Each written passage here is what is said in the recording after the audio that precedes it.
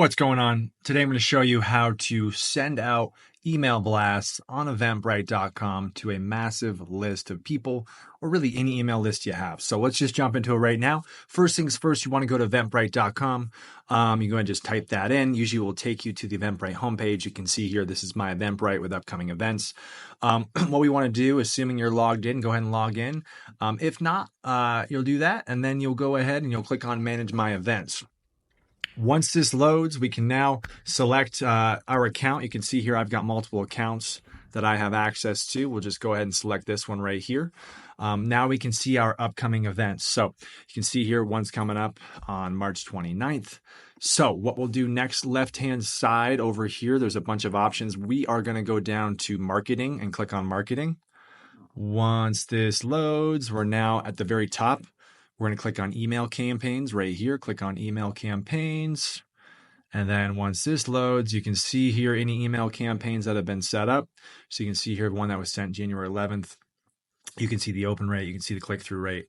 What we'll do is we'll go ahead and click on new campaign. Click on this, and then we'll name it. We'll just call this the next Eventbrite Blast 2/11/24. Get started. Okay.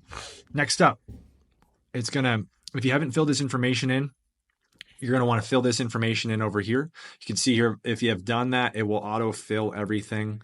We want to have the logo, all that stuff. Okay, next step, under basic info, that's done. We're going to click on content. All right, so this is important. If you have a lot of events coming up, it's always, the email is always going to default to the closest, the most upcoming event. And what will happen is there's a glitch in the Eventbrite system. If you do choose to send an Eventbrite email for a different event further on down the road, usually you're going to have to update this subject line, this body, and then even this image alt text down here. So just a heads up on that. We don't have to worry about that. We've just got one event right now coming up. You can see here it's already auto-filled most of our information. You're invited to the gala. Let's get together, right? This is the default wording that Eventbrite will push out for the Eventbrite email. We have our alt text. This is good. So what I like to do is I do like to use this AI tool. This is relatively new to write my email. I think this just kind of enhances the whole experience of the email. So you can see here now it's using AI to recreate what the event is about, right? So we'll just say, hey, sure. And then we're just going to go ahead, fill all this in, make sure this looks good, right? Assuming this looks good, right? Edit that down. The next step is going to click continue. Okay. And then you're going to go ahead and select your lists. Now, if you have the free version of Eventbrite, you can send up to 250 emails per day. You can see here, we've got the upgraded version. It's about $30 a month. You can send 2,000 emails per day. So depending on how big your list is, keep that into consideration. Now we're going to select our list. So we see here, we got our members. We want to grab all of these people. Let's grab the last 700. Let's grab our purchasers. Let's grab our top 5,000. Top 5,000, 10,000, right?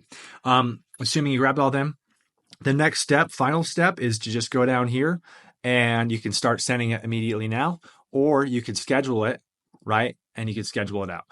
One advantage to scheduling is if you have a big event coming up and it's months out, like this one here on March 29th, what I can do is I can schedule out email blasts to go out every so often to the email list to remind people. So in this scenario, maybe we send one every 2 to 3 weeks, just continually staying in front of this audience to try to convert people into purchasing and RSVPing for this event.